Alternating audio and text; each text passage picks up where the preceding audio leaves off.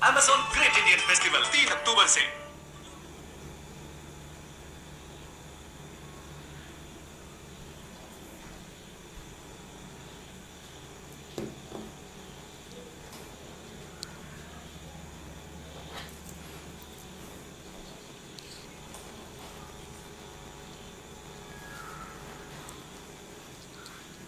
हाँ चलिए भाई, चलिए सब लोग जुड़ते चलेंगे और जितने लोग जुड़े हैं वो लाइक भी कर देंगे। हम लोग क्या था ना कि sweetest love I do not जो कविता थी, इसका हम लोग पिछले वीडियो में समरी देखे, ऑब्जेक्टिव देखे, तो बस ज़्यादा लालच भी नहीं करना है, दिमाग में रहे। समरी देखे, ऑब्जेक्टिव देखे। अब बाबू क्या होता है ना कि आपसे 4 नंबर में आपसे क्या किया जाएगा कि आपसे 4 नंबर में 4 marks explain one of the following ना, explain one of the following करके दे देगा। किसी एक की व्याख्या करें, गौर कीजिएगा, एक्सप्लेन व्याख्या करें वन ऑफ द फ्लोइंग, ये किसी एक की व्याख्या करें। आपको ए बी सी डी ऐसे करके दे देगा और ये जो क्वेश्चंस होंगे वो आपके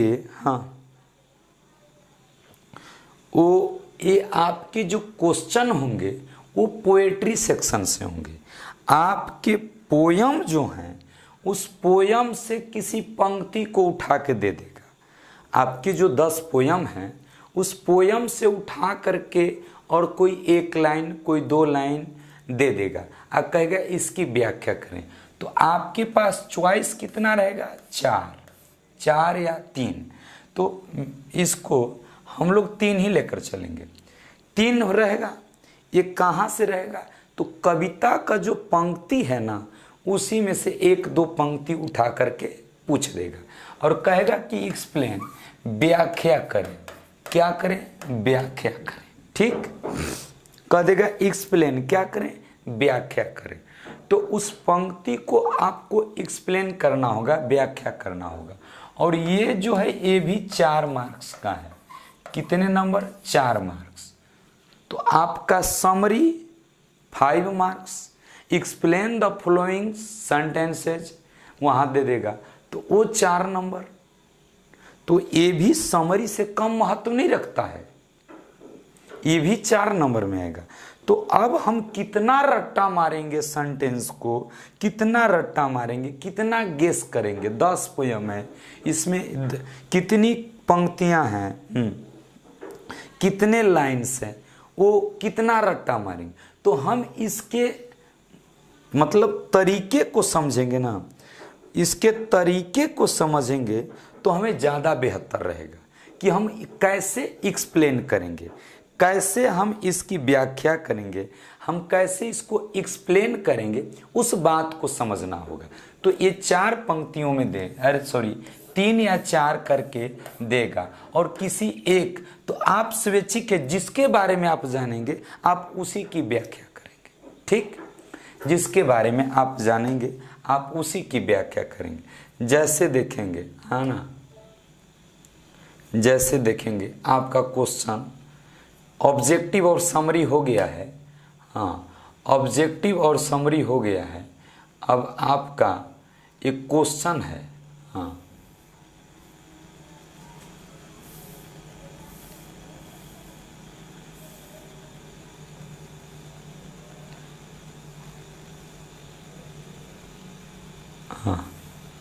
आपका क्वेश्चन जो है देखेंगे कैसे।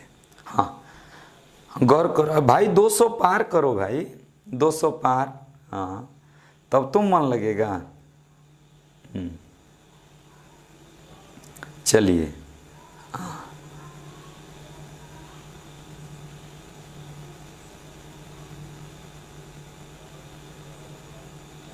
हो गया।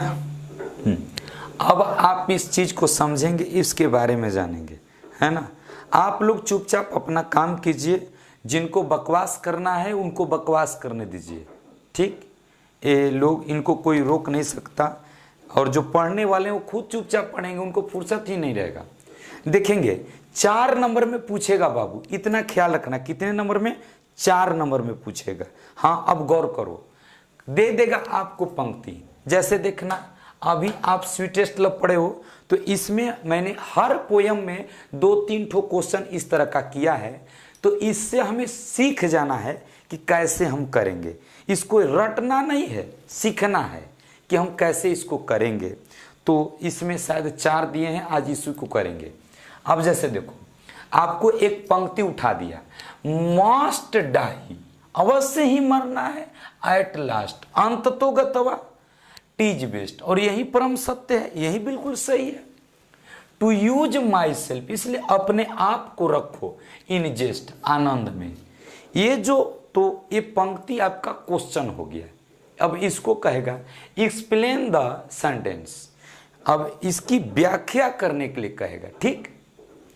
तो दे दिया कि must die at last, must बेहद संभावना, अनिवार्यता या बाध्यता, डाई DIE, बिल्कुल ही मरना है, एट लास्ट, अंत तो गतवा, अंत में, अरे एक ना एक दिन तो मुझे मरना ही है, एट इज बेस्ट, और ये बात जो है बिल्कुल परम सत्य है, परम सत्य है, ठीक। ये बात बिल्कुल परम सत्य है। इसलिए टू यूज, प्रयोग करो, रखना है, प्रयोग करना, माई सेल्फ, खुद को, स्वयं को, अपने आप को, इन जेस्ट, आनंद में, आनंद में, खुशी में। ये लाइन जो है दिया हुआ है आपका क्वेश्चन है 200 पार, ये लाइन आपको दिया है। तो ये लाइन आपको नहीं, आपको PDF में मैं इसी सिस्टम से दूंगा, PDF में आपको मिल जाएगा। हाँ, अब गौर कीजिएगा। तो सबसे पहला चीज कि आपको एक बात समझना होगा। वो बात क्या है कि ये पंक्ति जो है वो किस कविता से ली गई है, एक पॉइंट। यानी पहला चीज आपको समझना है कि ये जो लाइन है वो किस पोयम की लाइन है, ठीक। ये जो पंक्ति है वो किस पोयम की पंक्ति है, ये पंक्ति किस पोयम की है, एक पॉइंट पकड़ना है, ठीक। पहला पॉइंट क्या करना है कि आपको उस पंक्ति को समझना है कि ये पंक्ति, ये लाइन किस कविता से ली गई है, ठीक। हाँ, दूसरा चीज, जब आप पोयम समझ जाएंगे पहला, तो दूसरा आपको ये समझना होगा कि इस पोयम का पोएट कौन है, पोएट का नाम, पोएट्स नेम, उस पोएट का नाम क्या है। पहला आपको क्या काम करना है, समझना है कि ये लाइन किस कविता की है, ठीक। तो दूसरा समझना, जब पहला समझ जाएंगे तो आपको दूसरे में समझना है कि ये कविता का कवि कौन है। इतना हर में चलेगा, सब में चलेगा ये फंडा, सब में ये नियम लगाएंगे, सब में ये नियम लगाएंगे, क्लियर। हाँ, गौर करेंगे। और एक कौन लोग हैं फालतू बकवास करते हैं, पढ़ना या पढ़िए, नहीं पढ़ना है बकवास मत कीजिए। हाँ, अब समझेंगे। नहीं, मैं आप लोगों ले हामी ये नहीं, आपको समझना है चुपचाप क्या मतलब पड़ता है, कौन कहाँ है, कौन कैसा है।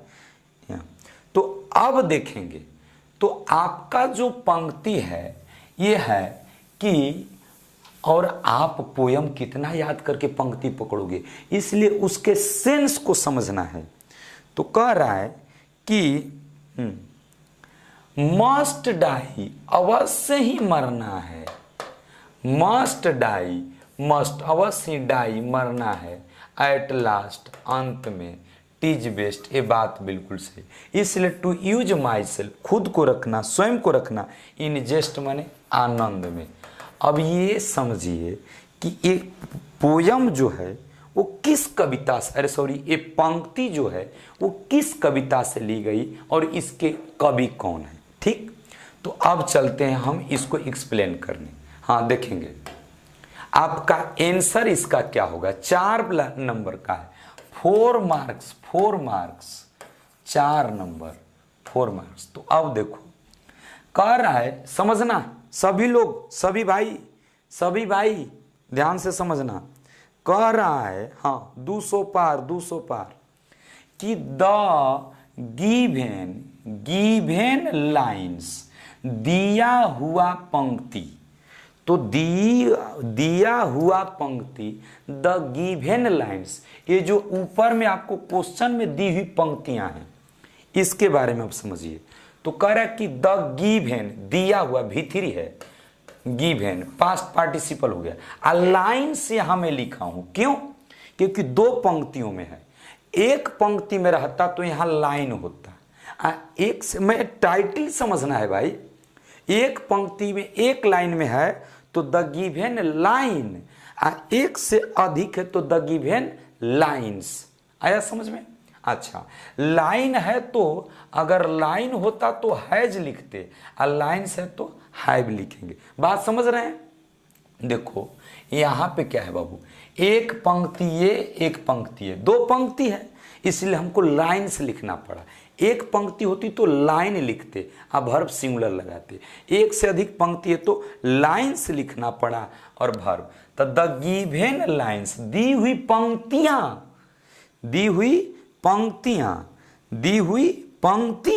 ठीक। हैव बीन टेकन, तो हैव के बाद बीन V3 यानी प्रेजेंट परफेक्ट, अब बी के बाद V3 टेकन, तो बी प्लस V3 पैसिव, यानी यहां तक समझेंगे। द गिवेन लाइन्स, दी हुई पंक्तियां हैव बीन टेकन, ली गई हैं। द गिवेन लाइन्स, दी हुई पंक्तियां, है ना, हैव बीन टेकन, ली गई हैं, फ्रॉम से। द गिवेन लाइन्स, दी गई पंक्तियां, हैव बीन टेकन, ली गई हैं, फ्रॉम से, द पोयम माने कविता से। किस कविता? हाँ, तो उस कविता का नाम इन्वर्टेड कोमा में लिखेंगे ऐसे, sweetest love I do not गो, इधर भी इन्वर्टेड कोमा लगाएंगे। टाइटल समझिए, जिनको 4 नंबर लेना है टाइटल समझिए, रटने से नहीं होगा। तो अब देखो, the given lines have been taken from the poem, ये कॉमन रहेगा सब में। अब वो जिस कविता की है उस कविता का हम नाम लिखेंगे इन्वर्टेड कोमा में, ऐसे इन्वर्टेड कोमा में, ठीक। और कविता का नाम लिखते समय ये ध्यान देंगे कि उसमें जितने लेटर वर्ड हैं, सारे वर्ड का फर्स्ट लेटर हम कैपिटल रखेंगे। क्या रखेंगे? कैपिटल। क्या रखेंगे? कैपिटल। तो द गिवेन लाइन्स, दी हुई पंक्तियां, हैव बीन टेकन, ली गई है, फ्रॉम द पोयम, उस कविता से। कविता का नाम sweetest love I do not go, ठीक। यहां तक कविता का नाम हो गया। नेक्स्ट, ईट, यहां ईट कविता के लिए आया है। ईट किसके लिए? कविता। ईट हैज बीन कंपोज्ड या रिटन, यहां दोनों बात मैंने डाल दिया। ईट हैज बीन पैसिव है, प्रेजेंट परफेक्ट का, तो ईट यानी कविता की बात कर रहा है। ईट यह यानी किसको बोधित कर रहा है? कविता को। ईट हैज बीन कंपोज्ड, यह रची गई है, यह कविता रची गई है। वहां पे रिटेन लिख दोगे तो इट हैज बीन रिटेन, यह लिखी गई है, ठीक। अब बाई, कवि का नाम तो जॉन डॉन, यह किसके द्वारा लिखी गई है? तो जॉन डॉन के द्वारा। किसके द्वारा? जॉन डॉन के द्वारा। इतना ये कविता, ये लाइन किस कविता से ली गई है, इसके कवि कौन है, किसके द्वारा लिखी गई, ये सब में कॉमन है ना, ये सब में कॉमन है। हाँ सर, कैसे पता चलेगा कि किस पोयम से? बिल्कुल सही, आप पोयम पढ़ेंगे, उसका अर्थ देखेंगे, उसको वर्ड टू वर्ड, है ना, एक एक पंक्ति करके समझेंगे तब ना। हाँ अब देखेंगे, तो कह रहा है कि इट हैज बीन कंपोज्ड, यह रची गई है। इट हैज बीन रिटन, यह लिखी गई है। बाई जॉन डॉन, किसके द्वारा? जॉन डॉन के द्वारा। तो इतना तक कोई भी कविता का लाइन हो कॉमन हो जाएगा। अब इतना लिखने के बाद अब आपको बताना होगा कि इस पंक्ति में कवि क्या कहता है। तो इन दीज लाइन्स, यहाँ दीज लाइन्स लिखा क्योंकि दो पंक्तियों में है। एक लाइन में होता तो इन दिस लाइन, एक से अधिक लाइन है तो in these lines, in these lines, इन पंक्तियों में। द पोएट कवि, द पोएट कवि, कंसोल्स पांचवा रूप है, समझाता है। कवि क्या करता है? समझाता है ना, उसको संतावना, संतोष देता है, समझाता है। हीज वाइफ, अपने पत्नी को। इन पंक्ति में, ये जो दो पंक्तियां हैं, इन पंक्तियों में कवि अपनी पत्नी, अपनी प्रियतमा को समझाता है। क्या कहता है? दैट की वन डे, एक न एक दिन, वन डे, एक न एक दिन, ही माने वह, कवि, ही माने वह यानी कवि, विल डाई, मर जाएगा। इस पंक्ति में कवि कहता है कि एक न एक दिन वो कहियो न कहियो मर जाएगा, वो कहियो न कहियो मर जाएगा। ठीक, एक न एक दिन वह मर जाएगा। एंड और, पार्ट विथ मने जुदा होना, पार्ट विथ मने जुदा होना, पार्ट विथ मने जुदा होना। तो कहियो न कहियो उसकी मौत हो जाएगी, वो मर जाएगा। एंड पार्ट विथ, और अलग हो जाएगा, हर, उससे, किससे? तो अपनी प्रेमिका, पत्नी से। इन दीज लाइन्स, इन पंक्तियों में, जेस्ट का मतलब आनंद, खुशी, आनंद खुशी लिखे हैं। जेस्ट आनंद खुशी, हाँ, आनंद खुशी। हाँ, नेक्स्ट। तो कह रहा है कि कहाँ हो, फिर से चल रहे हैं। हाँ, सीखना पड़ेगा। तो इन दीज लाइन्स, इन पंक्तियों में, द पोएट कवि कंसोल्स, समझाता है, बुझाता है, संतोष, संतावना देता है। ठीक, हिज वाइफ, अपनी पत्नी को, अपनी पत्नी को। दैट की वन डे, एक न एक दिन, ही विल डाई, ही कवि अपने के लिए का, ही विल डाई, कि वह एक न एक दिन मर जाएगा। उसकी नहीं दे रहा, मस्ट डाई, एक न एक दिन उसकी मृत्यु हो जाएगी। एंड और, पार्ट विथ मने जुदा होना, पार्ट विथ मने जुदा होना, अलग होना, बिछड़ जाना। एंड पार्ट विथ हर, और उससे जुदा हो जाएगा। सो इसलिए सी उसे, शुड सलाह दे रहा है, सी शुड रीहियर्स, रीहियर्स में पूर्वाभ्यास, पहले से अभ्यास। सी शुड रीहियर्स, इसलिए उसको पहले से अभ्यास करना चाहिए, पहले से प्रैक्टिस करना चाहिए। रिहर्सल सब सुना होगा, तो उसे पहले से अभ्यास, पूर्वाभ्यास करना चाहिए। टू लीव, रहने का, अलोन मने अकेला, इसलिए उसको पहले से ही अकेले रहने की आदत डालनी चाहिए।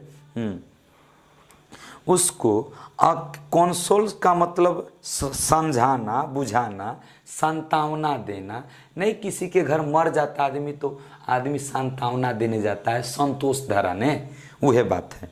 हाँ, तो कह रहा है कि एक न एक दिन वो तो मर जाएगा और उससे अलग हो जाएगा। सो इसलिए सी यानी वो अपनी पत्नी को कहता है, सी शुड, उसे रिहर्स, उसे पूर्वाभ्यास करना चाहिए। टू लिव, रहने का, अलोन माने अकेला, इसलिए उसको पहले से ही अकेले रहने का प्रयास करना चाहिए। ठीक, हैप्पीली माने खुशी खुशी, खुशी खुशी अकेले रहने का प्रयास करना चाहिए। हाँ, अकेले रहने का प्रयास करना चाहिए। ठीक।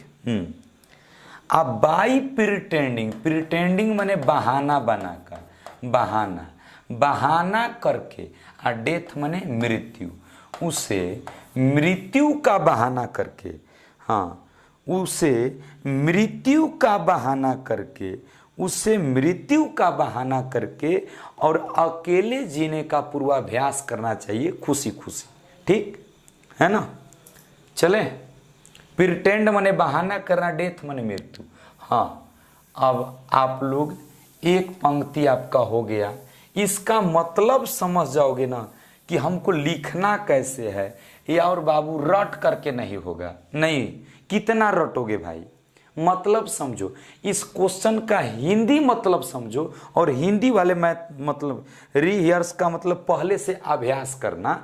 देखो, करा एक्सप्लेन, व्याख्या करो, द फॉलोइंग लाइन्स, निम्नलिखित पंक्तियों की व्याख्या करो। ठीक। तो मस्ट डाई एट लास्ट, एक न एक दिन अवश्य मर जाऊंगा। टीज बेस्ट, ये परम सत्य है, बिल्कुल सही है। टू यूज माई सेल्फ, इसलिए अपने आप को आनंदित रखो। इन जेस्ट, खुशी और आनंद, है ना। तो लिखना कैसे, अब देखना। द गिवेन लाइन्स, 2 लाइन है तो लाइन्स, द गिवेन लाइन्स, दी हुई पंक्तियां, हैव बीन टेकन, ली गई है, फ्रॉम द पोयम, कविता से। किस कविता, the sweetest love I do not go, ये नाम लिखना है। ठीक। अच्छा, हाँ। इट हैज बीन कंपोज्ड, यह रची गई है, या इट हैज बीन रिटेन, या लिखी गई है, बाय जॉन डॉन, किसके द्वारा, जॉन डॉन के द्वारा। समझ लिए। इन दीज लाइन्स, इन पंक्तियों में, द पोएट कंसोल्स, कवि समझाता है, बुझाता है, सांत्वना देता है, हिज वाइफ, अपनी पत्नी को, दैट की वन डे, एक दिन, ही विल डाई, वह मर जाएगा, एंड पार्ट विथ हर, और उससे अलग हो जाएगा। सो इसलिए शी शुड रिहर्स, इसलिए उसको पहले से पूर्वाभ्यास करना चाहिए। टू लिव अलोन, अकेला रहने का। हैप्पीली माने खुशी खुशी, है ना। हाँ, नहीं, ये आंसर आपको पीडीएफ में मिल जाएगा, पीडीएफ ले लेना, ये सब उसमें है, बस आपको समझाया जा रहा है। हाँ, लिखना नहीं है।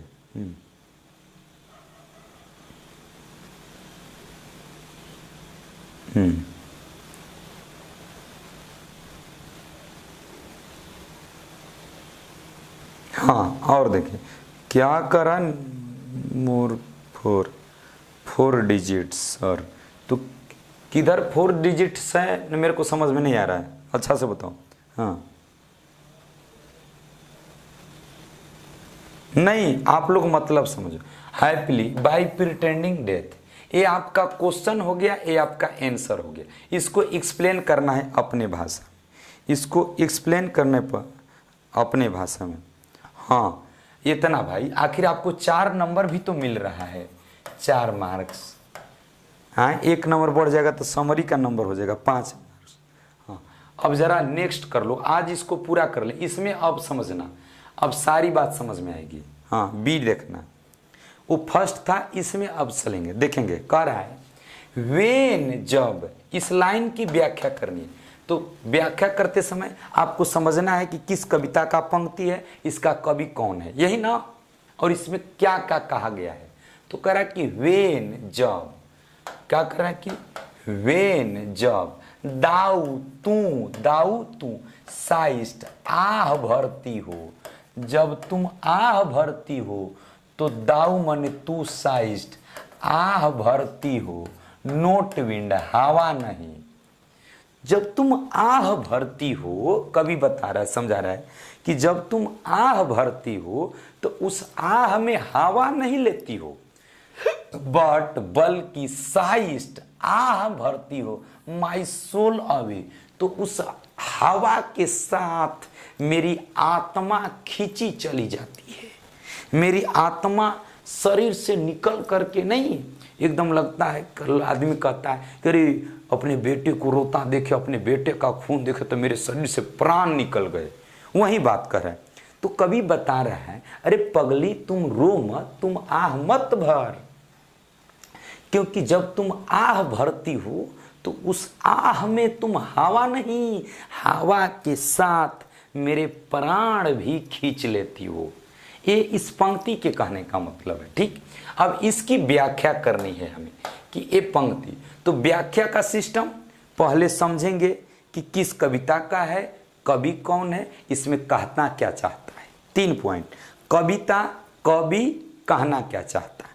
ठीक, तो अब देखो इसमें थोड़ा शॉर्टली करेंगे। कह रहा कि द गिवेन लाइन्स, वही बात, द गिवेन लाइन्स, क्योंकि 3 लाइन में हो गया, 1 2 3, तो प्लूरल है। द गिवेन लाइन्स, दी हुई पंक्तियां, हैव बीन टेकन, ली गई हैं, फ्रॉम द पोयम, कविता से। सेम है कि नहीं, ये स्टाइल समझना कैसे लिखना है। तो दी हुई पंक्तियां, द गिवेन लाइन्स, हाँ आप जो बता रहे हैं बुक से नहीं है तो कहाँ से है? ये किताब sweetest love I do not go कविता का पंक्ति है भाई। अब देखेंगे, तो द गिवेन लाइन्स आपका ये आंसर है, ये जो है ये आंसर है इसका।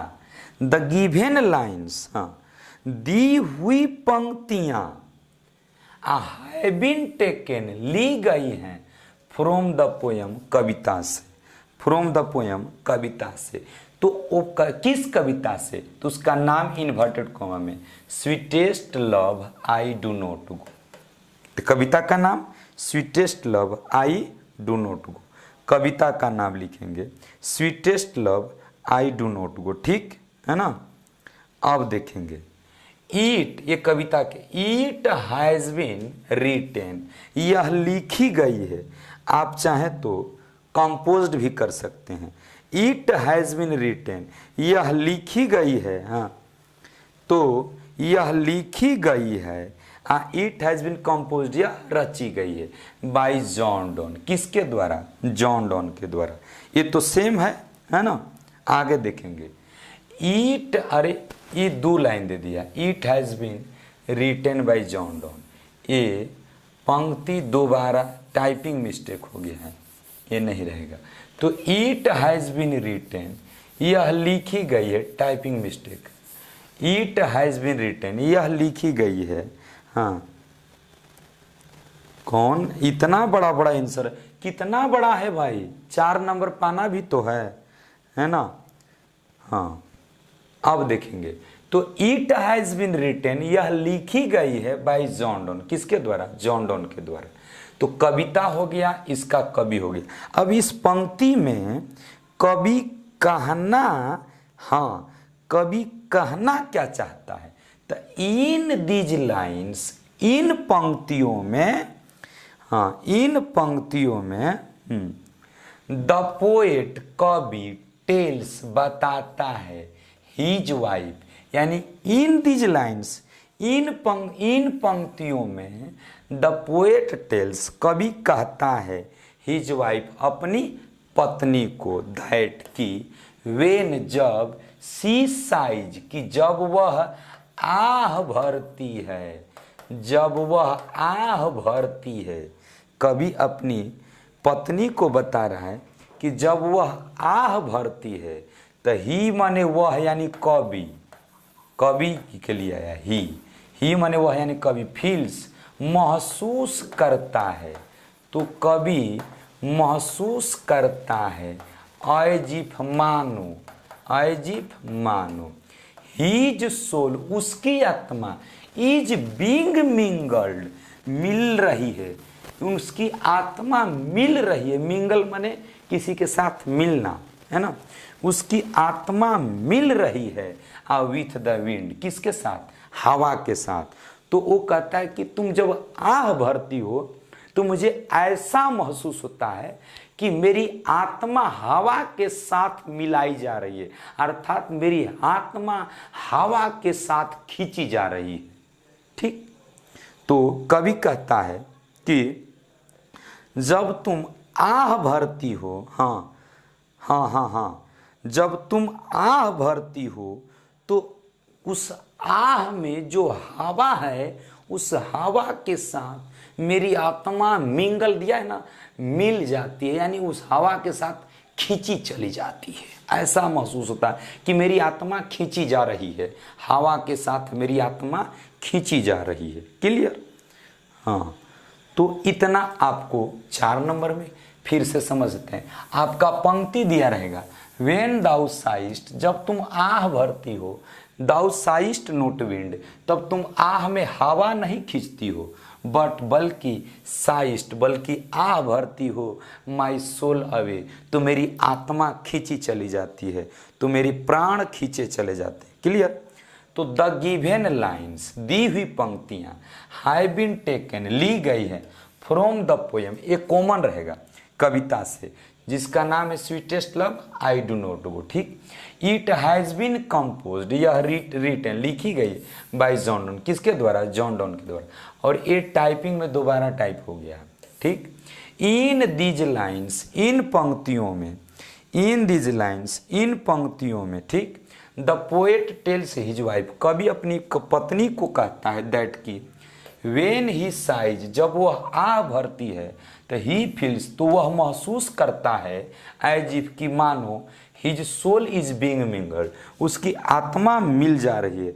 मिंगल माने मिलना, मिलना, मिल रही, विथ द विंड, हवा के साथ, यानी उसकी आत्मा हवा के साथ खींचे चली जा रही है, उसकी आत्मा हवा के साथ खींचे चली जा रही है। बिल्कुल सही। अब आप लोग थोड़ा संभाल लेना, सेंस का मैटर है। हाँ, नेक्स्ट अगला कर रहा है कि एक्सप्लेन, व्याख्या करें, एक्सप्लेन, व्याख्या करें द फॉलोइंग लाइन्स, निम्नलिखित पंक्तियों की व्याख्या करें, निम्नलिखित पंक्तियों की व्याख्या करें। अरे भाई चलो, कम से कम 200 पार करो। 1-2 पोयम पढ़ते पढ़ते सब चीज़ सिस्टम अपने आप अनुभव से समझ में आने लगेगा, है ना? जल्दी हाँ देखेंगे। कर ओ, ये इस लाइन को सुन, ओ हाउ फीबल, फीबल माने दुर्बल या कमजोर, ओ हाउ फीबल, कितना दुर्बल, कितना कमजोर, इज है मैंस पावर, मनुष्य की ताकत, मनुष्य की शक्ति। हाँ भाई, इसी तरह से आपको ये लाइन दे देगा और आपको व्याख्या करना होगा, है ना? लाइन दे देगा और आपको व्याख्या करना होगा।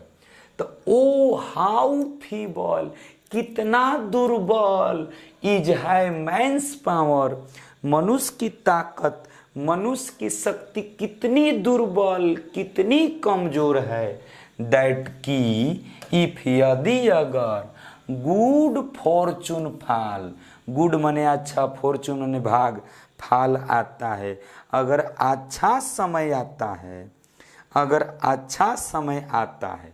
अब इतने लाइनें दिया तो आपको इतना ही के बारे में लिखना है, ज़्यादा लंबा चौड़ा नहीं बनाना, जितनी पंक्तियां हैं उतना ही पंक्तियों के बारे में लिखना होगा। क्लियर? हाँ, अब समझेंगे। ये कौन सतीश यादव है भाई, कह रहा कि सर आंसर देगा का क्वेश्चन में, है ना? नहीं भाई, तेरा एक क्वेश्चन दिया रहेगा, ये तुमको लिखना है, ये तुमको लिखना है, ये बिहार बोर्ड को बैठा देगा का भाई? नेक्स्ट, हाँ चलिए अब देखते हैं आंसर देखेगा। कर कि O how feeble is man's power, मनुष्य की ताकत कितनी दुर्बल, कितनी कमजोर है, दैट की इफ गुड फॉर्चून फॉल, अगर अच्छा समय आता है। बस इतना ही लाइन दिया, तो अब इतना ही की व्याख्या करना है। तो टाइटल समझे, पहले आपको देखना है ये लाइन किस कविता की है, इसके कवि कौन है और कवि इसमें क्या कहते हैं। 3 बात, कविता, कवि क्या कहना चाहते हैं। ठीक, हाँ अब देखेंगे।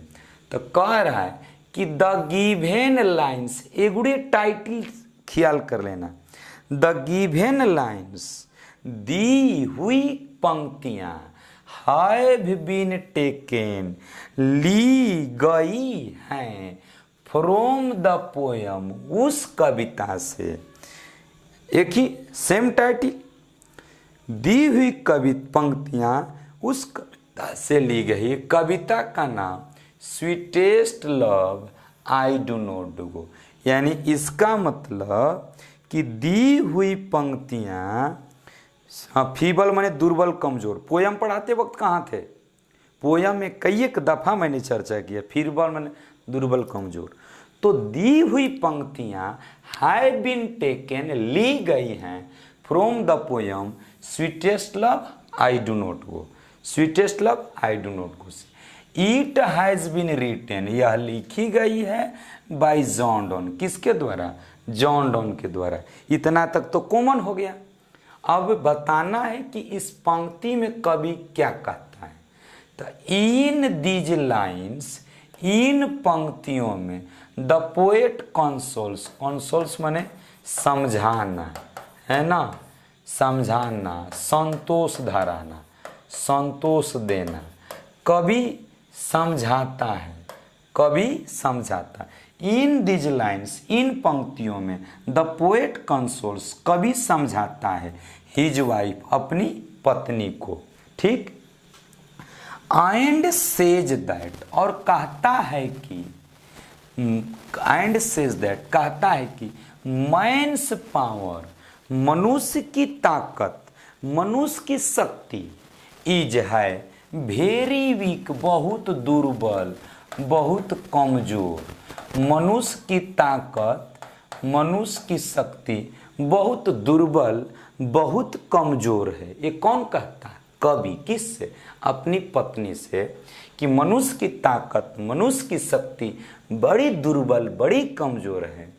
इफ, यदि, अगर, गुड मने अच्छा, फॉर्चून मने भाग्य, अच्छा, अब फॉर्चून मने भाग्य, समय, अच्छा समय आता है, अच्छा दिन आता है, खुशी का, सुख का दिन आता है, कॉम्स पांचवा रूप आता है। ही कैन नॉट एड, तो मनुष्य नहीं जोड़ सकता है, ए मोमेंट, एक क्षण भी नहीं जोड़ सकता, टू द हैप्पीनेस, उस खुशी के एक क्षण को आगे नहीं बढ़ा सकता है। लिखा है ना, दैट गुड फॉर्चून फॉल। तो मनुष्य की ताकत, मनुष्य की शक्ति इतनी दुर्बल, इतनी कमजोर है कि अगर अच्छा समय, सुख के दिन, खुशी के दिन आए तो वो उस समय को एक क्षण भी अपनी ताकत से आगे नहीं बढ़ा सकता है। क्लियर? अब जरा गौर करेंगे, करें कि वो हाउ फीबल, कितना दुर्बल, कितना कमजोर, इज मैन्स पावर, मनुष्य की ताकत, मनुष्य को शक्ति है। इफ, यदि, गुड फॉर्चून फॉल, अगर अच्छा समय आता है। अब गौर कीजिएगा, तो देखेंगे द गिवेन लाइन्स, दी हुई पंक्तियां, हैव बीन टेकन, ली गई हैं फ्रॉम द पोएम, उस कविता से, नाम है sweetest love I do not go. It has been written, यह लिखी गई है बाय जॉन डॉन, किसके द्वारा? जॉन डॉन के द्वारा, है ना। इन दीज लाइन्स, इन पंक्तियों में द पोएट कंसोल्स, कवि समझाता है, बुझाता है, संतावना धराता है हिज वाइफ, अपनी पत्नी को, एंड सेज दैट, और कहता है कि मैन्स पावर, मनुष्य की ताकत, मनुष्य की शक्ति, इज वेरी वीक, बहुत दुर्बल, कमजोर है। इफ गुड फॉर्चून कम्स, अगर खुशी के दिन, अच्छा समय, सुख का दिन आता है, तो ही यानी मनुष्य can not add a moment, उसमें एक क्षण भी नहीं जोड़ सकता है, टू ए हैप्पीनेस, है ना, हाँ, खुशी का। तो वो उसमें खुशी का एक क्षण भी आगे नहीं जोड़ सकता है ना। चलिए नेक्स्ट,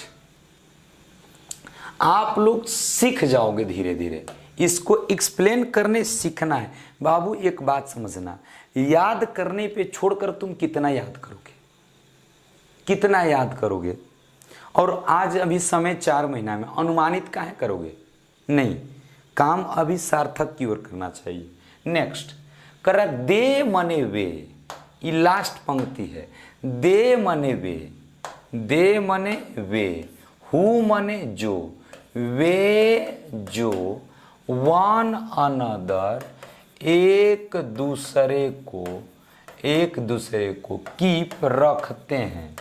वे लोग जो एक दूसरे को अपने हृदय में रखते हैं, एक दूसरे से सच्चा प्यार करते हैं, अलाइव, जीवित समय, नेभर, कभी नहीं, नेभर, कभी नहीं, पार्टेड, अलग होना, जुदा होना, बी, कब, पार्टेड भी माने जुदा होना, वे कभी भी जुदा नहीं होते। इस पंक्ति में कवि कहता है कि वे लोग जो एक दूसरे से बेपनाह मोहब्बत करते हैं, एक दूसरे पे विश्वास रखते, भरोसा रखते हैं, एक दूसरे को अपने हृदय में समाहित रखते हैं जीवित समय में, वो कभी भी मरणोपरांत भी एक दूसरे से अलग नहीं होते हैं। अब इस लाइन की आपको व्याख्या करनी है, तो व्याख्या करने वाली में हाँ, मोमेंट माने क्षण, मोमेंट माने क्षण, है ना। तो अब गौर कीजिएगा भाई लोग, समझिएगा, आपको एक्सप्लेन द फ्लोइंग सेंटेंसेस में, फ्लोइंग लाइंस में 3 बात, कविता, कवि क्या कहता है, कविता का नाम, कवि का नाम और कवि इसमें क्या कहता है। चलें, हाँ नेक्स्ट, तो आंसर देखेंगे। वह बात है, सबका एक्सप्लेन करने वाले का सिस्टम ही बन गया। करा कि द गिवेन लाइन्स, दी हुई पंक्तियां, हैव बीन टेकन, ली गई है, फ्रॉम द पोएम, कविता से, नाम sweetest love I do not go, it has been composed, यह रची गई है बाय जॉन डोन। इतना तो सब चौथा न करा रहे हैं, इस सब पंक्ति में इतना कॉमन है कि कविता कौन और उसका कवि कौन, ये आपको लिखना पड़ेगा, ठीक, लिखना है ना। हाँ, अब गौर करें, हाँ गौर कीजिएगा बराबर। तो द गिवेन लाइन्स, दी हुई पंक्तियां, अगर एगो पंक्ति दे देगा तो वहां लाइन और उसमें हैज लिखिएगा, ठीक। अगर एक से अधिक रहे तो लाइन्स और भर प्लूरल हैव हो जाएगा। तो 2 लाइन है, the given lines have been taken, दी हुई पंक्तियां ली गई हैं, फ्रॉम द पोएम, कविता से, नाम sweetest love I do not go, it has been composed, यह रची गई है, हाँ यह रची गई है, बाय जॉन डोन, किसके द्वारा, जॉन डोन के द्वारा, ठीक। अब करा इन दीज लाइन्स, इन पंक्तियों में, द पोएट, कवि, कंसोल्स, समझाता है, हिज वाइफ, अपनी पत्नी को, सांत्वना देता है, समझाता है अपनी पत्नी को, एंड सेज, कहता है, दैट की, और कहता है कि, इफ, यदि, अगर, 2 पर्सन्स, 2 लोग, 2 व्यक्ति, है ना, 2 व्यक्ति, समझ रहे हो ना, कंजुगल लव, युवक युवती, तो the poet consoles his wife, कवि अपनी पत्नी को समझाता है, the poet consoles his wife. थोड़ा भाई लाइक बढ़ा दो, लाइक बढ़ा दो, और जो भी गांव देहात में बच्चे रह रहे हैं या जो भी नहीं पढ़ पा रहे हैं उनको आप थोड़ा जानकारी दे दें। देख, समय लगेगा, लेकिन आप एक पोयम से मिला लेना कि हम कितना विद्वत चल रहे हैं। हाँ,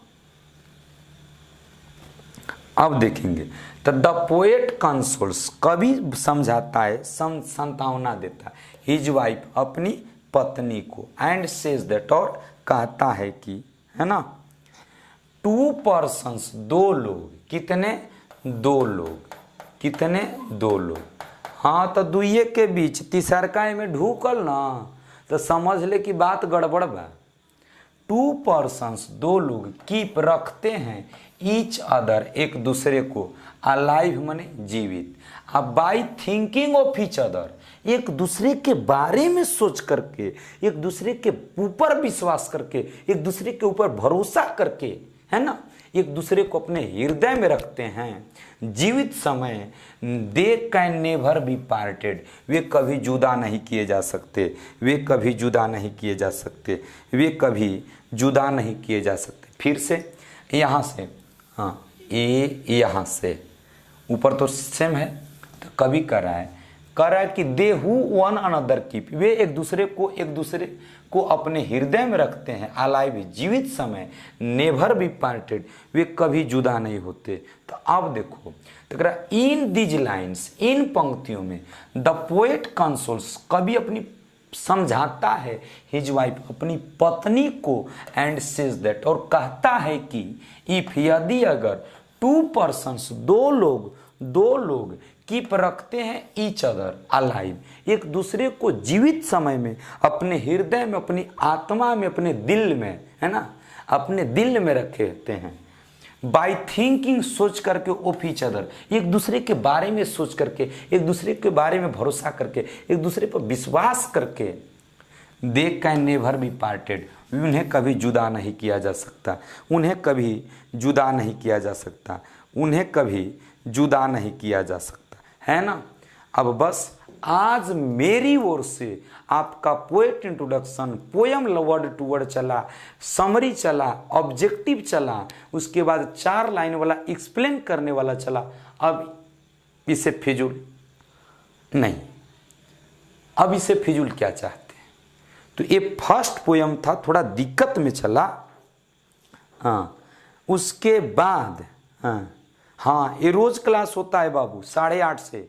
जिनको बिहार बोर्ड 2022 फरवरी में एग्जाम देना है 8:30 से 9:30 ये चलेगा।